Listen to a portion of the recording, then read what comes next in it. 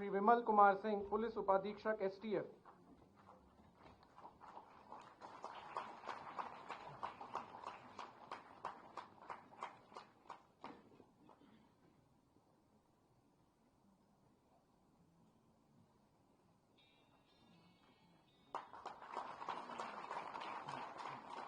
श्री अरुण कुमार, मुख्य आरक्षी STF.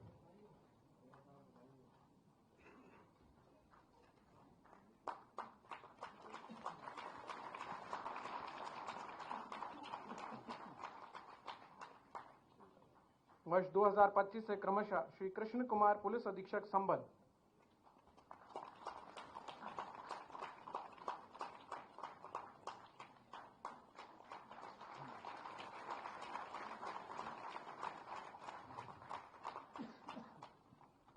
Shri Pramesh Shukla, police उपाधीक्षक एसटीएफ।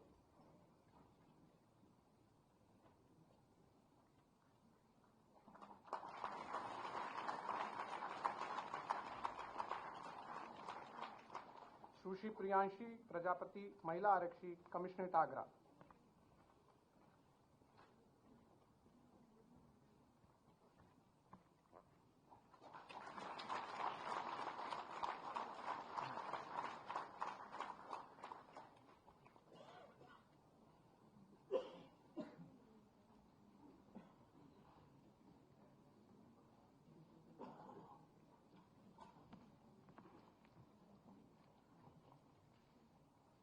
उत्तर प्रदेश के यशस्वी मुख्यमंत्री माननीय योगी आदित्यनाथ जी, डायरेक्टर एसपीजी श्री आलोक शर्मा जी, प्रमुख सचिव गृह श्री संजय प्रसाद जी, श्री पीसी मीना, यहां पर उपस्थित सभी मेरे साथी अधिकारीगण, मीडिया बंधु, गत 2 दिनों में ऐतिहासिक पुलिस मंथन के 11 सत्रों में माननीय मुख्यमंत्री जी आपका सतत मार्गदर्शन हम सभी के लिए एक प्रेरणा का स्रोत बना है और आपके मार्गदर्शन के लिए इसने हम सभी में एक नई ऊर्जा का संचार किया है। मैं सभी प्रेजेंटर्स की टीम को, सभी मेंबर्स को उनके सारगर्भित और वेल रिसर्च्ड प्रेजेंटेशन के लिए और अधिकारियों के ऑब्जर्वेशन के लिए बधाई देना चाहूँगा। अंत में मैं माननीय मुख्यमंत्री जी को यह आश्वस्त करना चाहूँगा कि इस मंथन से निकले सुझावों को बहुत शीघ्र ही क्रियान्वयन किया जाएगा। मैं अधिक कुछ न बोलते हुए माननीय मुख्यमंत्री जी को उनके आशीर्वचन के लिए आग्रह करता हूँ।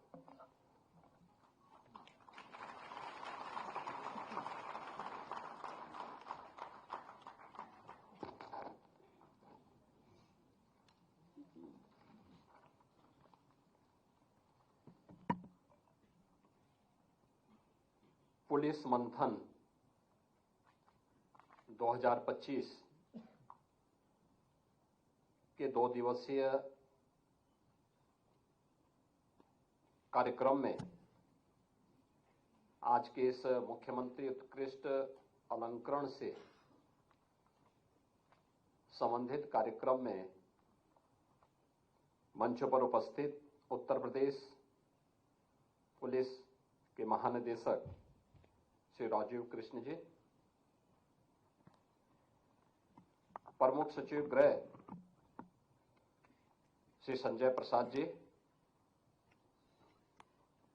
Director SPG Alok Sharma ji,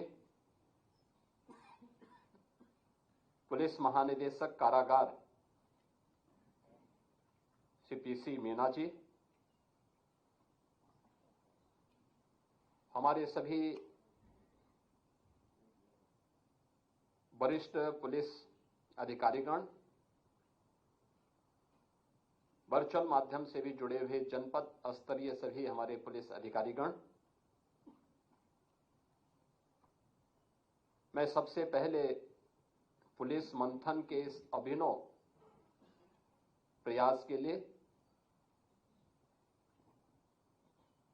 DGP Uttar Pradesh और उनकी पूरी टीम को एक सफलतम मंथन के लिए हृदय से बधाई देता हूं।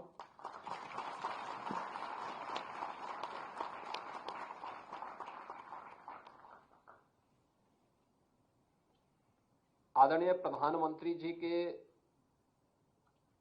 स्मार्ट पुलिसिंग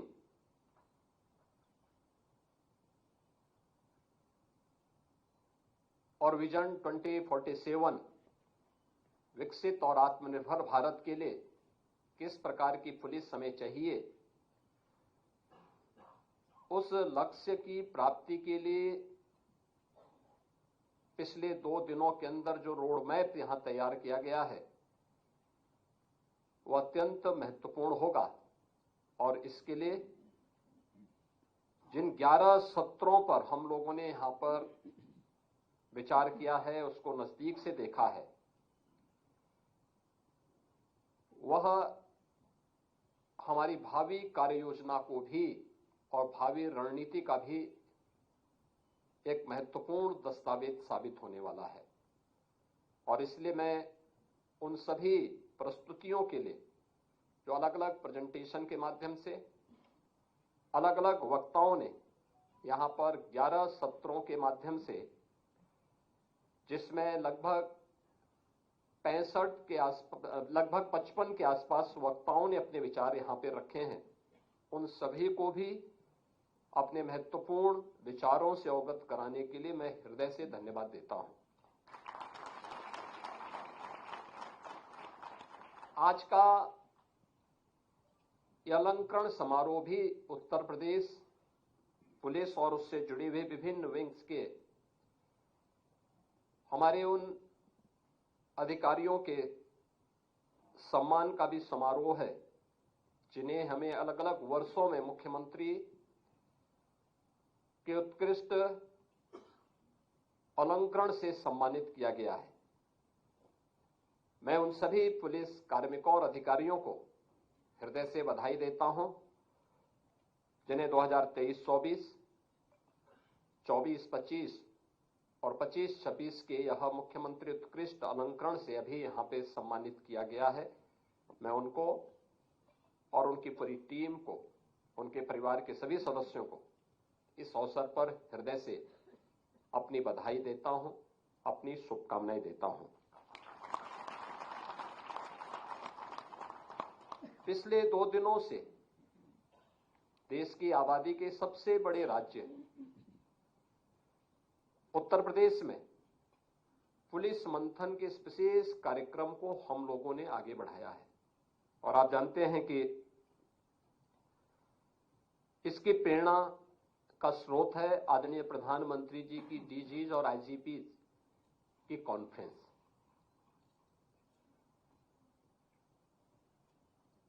अलग अलग क्षेत्र में क्या नवाचार हो सकते हैं और वे नवाचार हमें कैसे समसामयिक चुनौतियों से जूझने और उसके अनुरूप अपनी रणनीति तैयार करने के लिए कैसे तैयार कर सकते हैं, उसी पर आधारित था यह पुलिस मंथन का कार्यक्रम।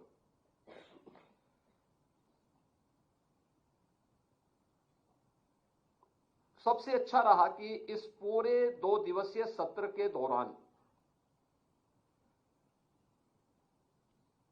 हर एक वक्ता ने और हर एक प्रेजेंटेशन में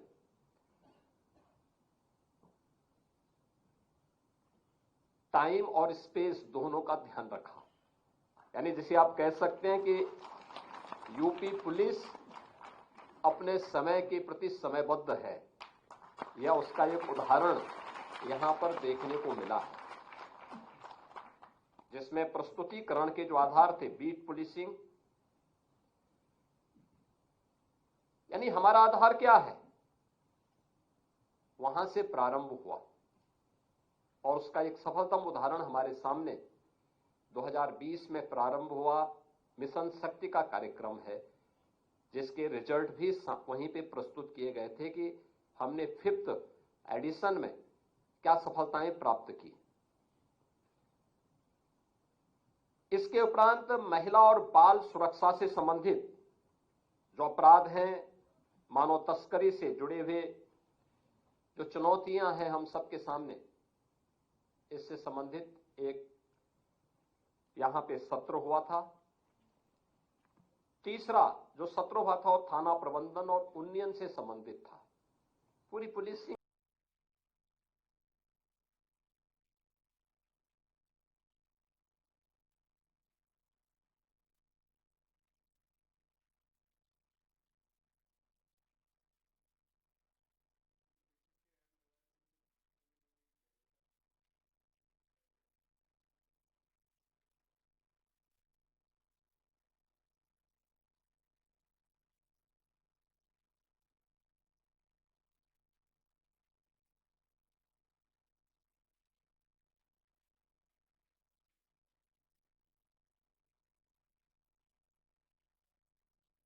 आगे की कार्य योजना को भी आगे बढ़ाने का एक कार्यक्रम हुआ। पुलिस कार्मिकों के लिए पिछले कुछ समय से हम लोगों ने क्या किया और आगे क्या हमें करना चाहिए, क्योंकि एक समय रहा होगा जब कम मानव संसाधन से इतने बड़े राज्य की व्यवस्था का संचालन हो सकता रहा होगा, लेकिन आज के परिप्रेक्ष्य में 4 लाख की सिविल पुलिस, उनके लिए उस प्रकार का इंफ्रास्ट्रक्चर, उस प्रकार की सुविधाएं चाहिए और उसके लिए यहां पे मानव संसाधन के विकास के लिए, उनके कल्याण के लिए हमारी क्या कार्य योजना होनी चाहिए और कैसे हम इसके अनुरूप अपनी आगे की रणनीति तैयार कर सकते हैं, इस पर भी विचार हुआ। लेकिन साथ साथ पुलिस बिहेवियर को लेकर के, उनकी ट्रेनिंग को लेकर के भी यहां पर महत्वपूर्ण प्रस्तुतियां हम सबके सामने प्रस्तुत किया गया। प्रोसिक्यूशन और कारागार के बारे में भी यहां पे एक महत्वपूर्ण सत्र आयोजित हुआ। CCTNS 2, न्याय संहिता और फॉरेंसिक पर आधारित भी एक महत्वपूर्ण सत्र हम सबके सामने यहां पर था, जिस पर इसके जो अधिकृत वक्ता थे, उस फील्ड के एक्सपर्ट थे, उन्होंने भी अपने महत्वपूर्ण विचारों से इस पूरे कार्यक्रम को और रोचक बनाने में अपना योगदान दिया। आज द्वितीय दिवस में 4 महत्वपूर्ण सत्र हुए हैं, जिनमें प्रातःकाल 8 बजे से लेकर के 10:30 बजे के बीच में आपदा प्रबंधन, सिविल डिफेंस एवं होमगार्ड्स, क्राउड मैनेजमेंट से संबंधित यह महत्वपूर्ण सत्र यहां पे संपन्न हुआ और इसके उपरांत इंटेलिजेंस और उसकी चुनौतियां, जैसे सोशल मीडिया, NGOs की भूमिका, नेपाल की सीमा, उत्तर प्रदेश राज्य की हमारी जो सीमा है उसकी खुली सीमा, आतंकवाद निरोधन, मादक द्रव्य, गौ तस्करी और संगठित अपराध पर केंद्रित ये 4 महत्वपूर्ण सत्र आज यहां पे संपन्न हुए हैं। और मैं कह सकता हूं कि जो 11 सत्र हैं, यह विकसित भारत के प्रधानमंत्री जी के विजन को 2047 में भारत विकसित भारत हो, आत्मनिर्भर हो, स्वाभाविक रूप से ये केवल भारत सरकार का ही इसके लिए रोड मैप नहीं होना है, राज्य सरकारों की भी अपनी भूमिका है। और जो मैंने कल अपने प्रारंभिक उद्बोधन में भी इस बात को कहा था कि हमारा परसेप्शन 8 साढ़े 8 वर्षों में बदला है, लोगों की हमारे प्रति धारणाएं बदली हैं। आप याद करिए, अगर उत्तर प्रदेश में ऐसे ही दंगे होते